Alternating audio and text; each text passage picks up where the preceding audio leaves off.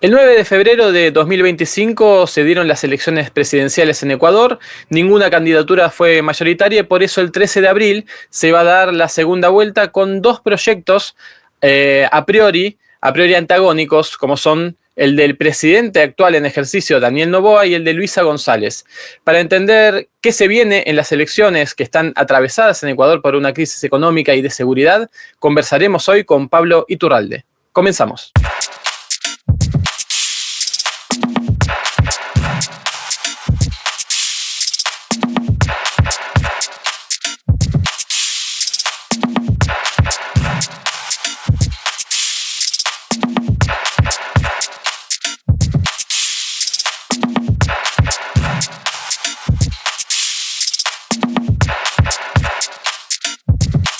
Ya estamos en NTV Info con nuestro invitado del día. Él es Pablo Iturralde, investigador, economista y analista político ecuatoriano. Queremos entender un poco más qué está pasando con la última parte de la campaña electoral para presidente o presidenta en Ecuador, cuáles son las perspectivas. Y sobre esto, agradeciendo tu presencia, Pablo, queremos empezar a conversar. Ya te lanzo una primera pregunta para ubicarnos. ¿Cómo estamos en este último tramo de la campaña hacia la segunda vuelta? ¿A qué cosas crees que debemos prestarle atención y cómo se está viviendo todo esto en Ecuador? Bueno, muchísimas gracias por el espacio. A ver, creo que hay que tomar en cuenta tres factores. El primero tiene que ver con que estamos en una campaña, en una segunda vuelta muy polarizada, la más polarizada de la historia del país. Porque, ¿qué significa? Que tenemos como un 90% del electorado que ya ha decidido su voto, ya decidió en la primera vuelta o por Luisa o por Daniel Noboa. ¿Qué nos deja eso? Un margen de electorado muy pequeño para disputar, entre votos indecisos y entre otras personas que votaron por candidatos con los cuales van a buscar alianzas las organizaciones políticas. Y eso nos lleva al segundo tema que a mí me parece que es importante, que va a ser la capacidad que tengan los movimientos políticos por generar alianzas. Amplios acuerdos, ¿no?, que les permita romper su techo, ¿no? En ese sentido, el movimiento de la Revolución Ciudadana ha dado un paso histórico, porque acaba de firmar un acuerdo con el movimiento indígena. Y esto es algo importantísimo, porque yo les cuento que el movimiento indígena con la Revolución Ciudadana se han distanciado, se separaron desde el año 2010. Y desde ahí, han tenido una relación tensa, donde incluso han llegado a tener momentos de alta confrontación. El retorno al neoliberalismo ha hecho que el neoliberalismo, el poder político y el poder mediático, el poder económico, concentren sus ataques en las dos fuerzas más progresistas y de izquierda del país. Esa es la Revolución Ciudadana y el movimiento indígena. Y esto me parece que ha generado posibilidades de acercamiento. No se ha entendido que estamos en un momento en el que lo más importante es poder superar el modelo. Sí, superar el modelo, esa es la contradicción principal, pero también abre oportunidades en ese acuerdo para garantizar condiciones después de gobernabilidad. Porque una vez que se ganen elecciones, lo que se viene va a ser muy difícil. Vas a tener una oposición, una derecha radicalizada, muy autoritaria, que va a usar todos los medios, no solo políticos y el propio Estado donde está enquistado, porque una cosa es ser gobierno, otra cosa es ser Estado, ¿no? Y al gobierno le va a tocar enfrentar con mafias políticas, mafias estatales, que están en este momento muy enquistadas en todo el aparato institucional, ¿no? Y también en las calles, porque van a impulsar procesos de desestabilización. Y lo último que creo que hay que considerar es que los temas más importantes van a tener que ser tratados con muchísima fuerza y, digamos, cuidado por los candidatos, porque son temas que son muy sensibles. El primero es el de la inseguridad. Este país es el país más inseguro del continente. Y cuando fue solamente hace pocos años, en el 2017, éramos el país más seguro del continente. Y son unos dramas horribles. La gente está acostumbrada ya a leer todos los días noticias de asesinatos, decapitaciones, mutilaciones, imágenes en vivo de ejecutamientos, etcétera, ¿no? Y ahí, a la derecha, para ella no ha sido difícil responder. Ellos dicen mano dura, plomo, vamos a tener militares. De hecho, proponen, ya están trayendo un grupo de mercenarios, Blackwater, ¿no? Es un grupo muy cuestionado, o sea, para que tengan una idea, Blackwater tiene varias denuncias en todo el mundo. La polémica mayor es que en Irak asesinó a 17 civiles. En Estados Unidos acaban de ser amnistiados por Donald Trump, ¿no? Entonces hay como toda una descomposición alrededor de la política de seguridad, y el reto para la izquierda, que está concentrado en cambio en los derechos, es muy grande, porque no le puede hablar solamente a la población, en este caso de derechos, cuando la gente se está desesperando por medidas que combinen con acciones punitivas, ¿no? Y es un reto enorme, me parece. El otro tema es el de la economía. De ahí claramente hay dos modelos. Un modelo que es el de la austeridad y el de promover la inversión privada.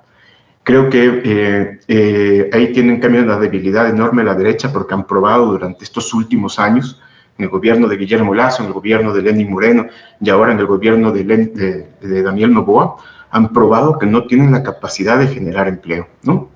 Mientras que el modelo de Luisa es un modelo desarrollista con fuerte inversión estatal, que en cambio probó por una década, que tenía la capacidad de generar mayor empleo e incrementar el nivel de ingresos de la población, ¿no? Hablaste de polarización, nos describías ahora dos modelos antagónicos que están en disputa en estas elecciones. ¿Crees que hay un paralelismo con otras cosas que pasan en otros lugares de la región, con esto que se va configurando cada vez más en dos modelos encontrados y muy diferentes? Y en virtud de eso, también, bueno, mencionaste algunos temas prioritarios, cómo los tratará cada candidatura. En virtud de eso, también, ¿cómo ves esta elección en el concierto regional, en lo que se viene también para la región, en esta estructura de mitades que parece configurarse?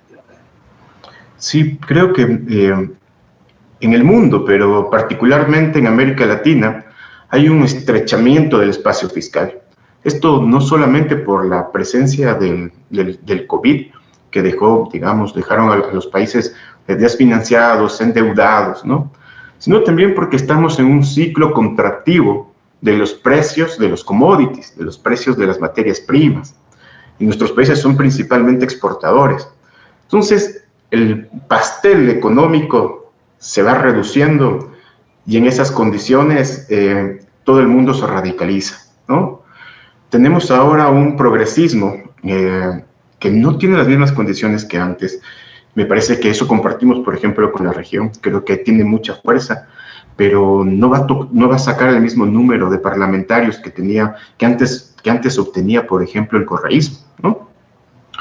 Tenemos, del otro lado, en cambio, una derecha que se radicaliza, una derecha que ha desplazado a la derecha tradicional, ha desplazado al Partido Social Cristiano. Es un partido que prácticamente ya no existe. Y esta derecha radicalizada es además una derecha sumamente autoritaria, ¿no? Autoritaria, y que lo dice sin empacho, va a ser una derecha que va a gobernar persiguiendo. Y eso es sumamente riesgoso, ¿no? También es una derecha que plantea gobernar además con una especie de neoliberalismo a lo bruto, yo digo, porque no es ni siquiera el neoliberalismo de Margaret Thatcher, ¿no? Es un neoliberalismo representado por unos economistas sumamente dogmáticos, por políticos, por panfletarios, ¿no? Más que economistas, tienen militantes, ¿no? Activistas de una doctrina que es un neoliberalismo que yo ya a veces no me gusta llamarlo así, más bien me gusta llamarlo como un modelo empresarial oligárquico, ¿no? Y sin embargo, es una derecha que ha tenido fuerza porque ha vuelto sus mensajes muy populares, ¿no? Por primera vez estamos viendo nosotros aquí en el país, y eso también lo compartimos con la región, que ciertos nodos que antes pertenecían, nodos populares que pertenecían a la izquierda, ahora empiezan a votar por la derecha, ¿no? Por un populismo de derecha. Y ahí me parece que la única manera de responder a ese populismo de derecha es mediante otra izquierda que también tiene que radicalizarse. Tiene que radicalizarse y plantear los temas profundos. No plantear gestionar el problema, sino ponerse en los términos que plantea la derecha, que ha sido un acierto, que es vamos a cambiar esto estructuralmente. ¿Por qué crees que ha pasado esto? Que haya personas que tradicionalmente votaban a la izquierda que se están pasando a estas expresiones, además, que no son solo derechas, sino podríamos catalogarlas de ultraderecha, ¿no? Así es, sí, de acuerdo totalmente contigo. Me parece que, bueno, primero hay un desgaste de los gobiernos progresistas, ¿no? O sea, este desgaste no solamente es su responsabilidad, hay que asumir, uno cuando gobierna se equivoca, pero a mí no me gustan las opiniones donde ponen el centro de los errores y del desgaste en el progresismo. Señores y señoras, hemos tenido gobiernos de 10 años, aquí en Ecuador fue un gobierno de 10 años, que gobernó todos los días con una prensa que hacía escándalos todas las semanas sobre el gobierno, con una prensa que todos los días repitió mentiras en los medios de comunicación. Después de eso, es evidente que los gobiernos van a tener un desgaste.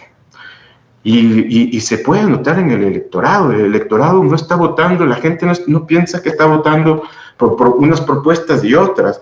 Hay un grupo importante aquí en el sentido común sobre todo de donde están los nodos de la derecha.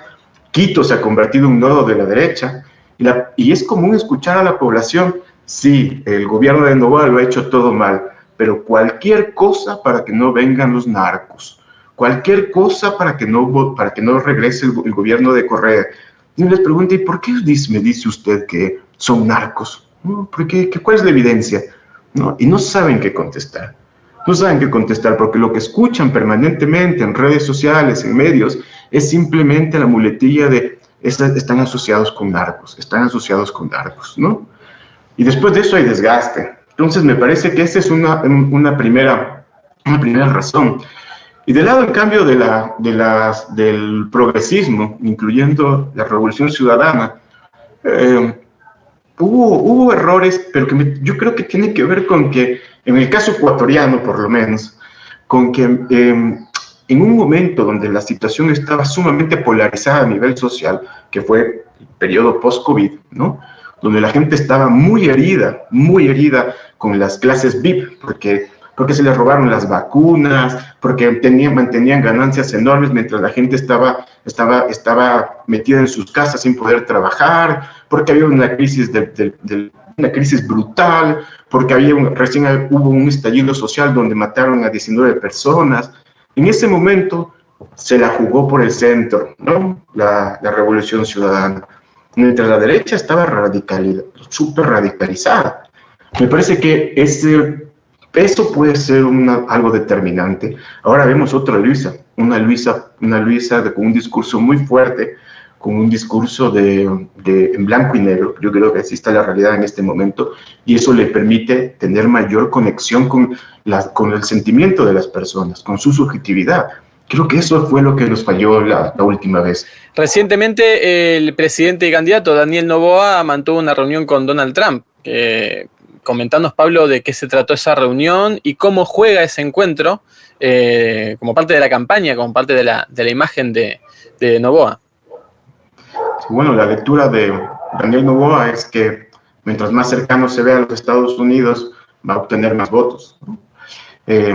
Creo que eso en realidad me parece que no va a mover muchos votos para Daniel Noboa, particularmente porque no todo el país tiene un espíritu tan proamericano. Me parece que es un prejuicio pensar que el continente es tan proamericanista, ¿no? Pero sobre todo es por el contexto en el que se dio la reunión, porque salió la gran denuncia de que ese encuentro no fue un encuentro pues amigable, ¿no? Fue simplemente una transacción. ¿no? Lo que pasó es que Daniel Noboa pagó $160,000 con recursos fiscales, o sea, digo, recursos, los impuestos de la gente, para poder almorzar o cenar con Donald Trump.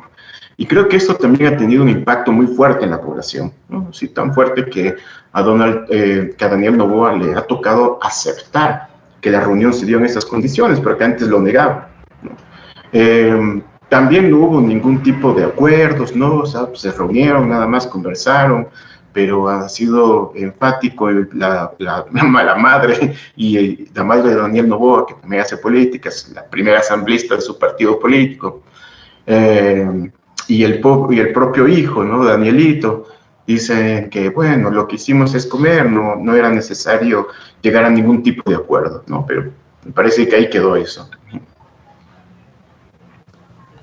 Otra cosa, Pablo, que querríamos comprender es el enfrentamiento que mantiene Daniel Noboa con su vicepresidenta, Verónica Abad, que ahora está inhabilitada, que ya lo había intentado Noboa nombrar otra vicepresidenta. No sé si ahí el temor era que ella se hiciera cargo del gobierno si él se dedicaba a la campaña. Ahora no pidió licencia para dedicarse a la campaña, sino que se aparta de la presidencia. ¿Cómo es todo este problema que sucede al interior del gobierno con este enfrentamiento y cómo juega también esto en la campaña? Bueno, a ver, en Ecuador, una persona de elección popular no puede ser destituida por ningún otro funcionario, ¿no? Al menos de que existan procesos de destitución de juicios políticos, y para eso se requiere las 3/4 partes de los votos de la Asamblea Nacional. Pero si no, no se puede destituir a un funcionario. Lo que ha pasado en Ecuador es que la vicepresidenta de Daniel Noboa se pelea con el presidente Daniel Noboa, y en estas peleas, primero Noboa, para castigarla, la mandó a Israel cuando estaban en plena guerra, ¿no? Y después, cuando empezó la campaña, Noboa estaba obligado a dejar la presidencia, ¿sí? Pero ya ahí primero hubo una irregularidad, ¿no? Tanto el Consejo Nacional Electoral, que es de Noboa, controlado por Noboa, como el Tribunal Supremo Electoral, controlado por Noboa, y la Corte Constitucional, controlada por Noboa, le permitieron ser presidente si pedía licencia. Pero mientras pedía, le permitieron ser candidato, disculpen, mientras pedía licencia. Pero mientras pedía licencia, quien debía asumir la presidencia era la vicepresidenta, ¿no? Que es lo lógico. Pero lo que sucedió es que Noboa la destituyó con un decreto. Simplemente firmó un papel y la destituyó. Y no dijeron nada, le dieron la razón a las otras instituciones de control, porque son de Daniel Noboa, están controladas por Daniel Noboa. Es una cosa inédita, algo que nunca hemos visto en el país. No sé si se ha repetido algo similar en otras partes. Lo que hace después es, él pone a su presidenta de elección popular, por decreto, la pone a su secretaria como vicepresidenta, ¿no? Así de burdo, ¿no? Así de burdo. Suena como un país manejado por alguien que manejaba haciendas, y efectivamente Daniel Noboa es uno de los mayores hacendados del país, ¿no?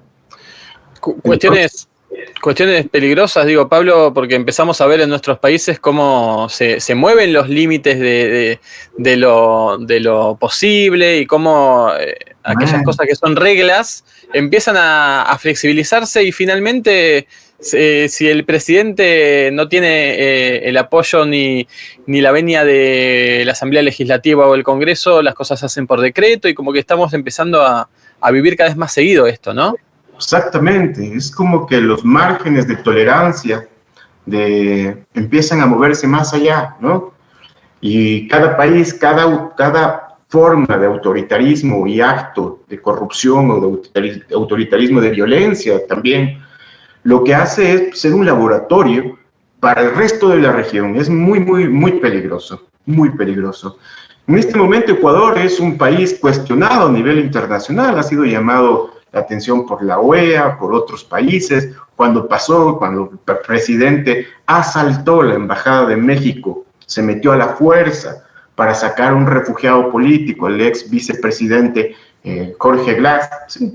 Recibió la condena de todo el mundo, prácticamente todo el mundo, incluyendo los Estados Unidos, ¿no? Está mal visto en la prensa, hay muchísimas investigaciones.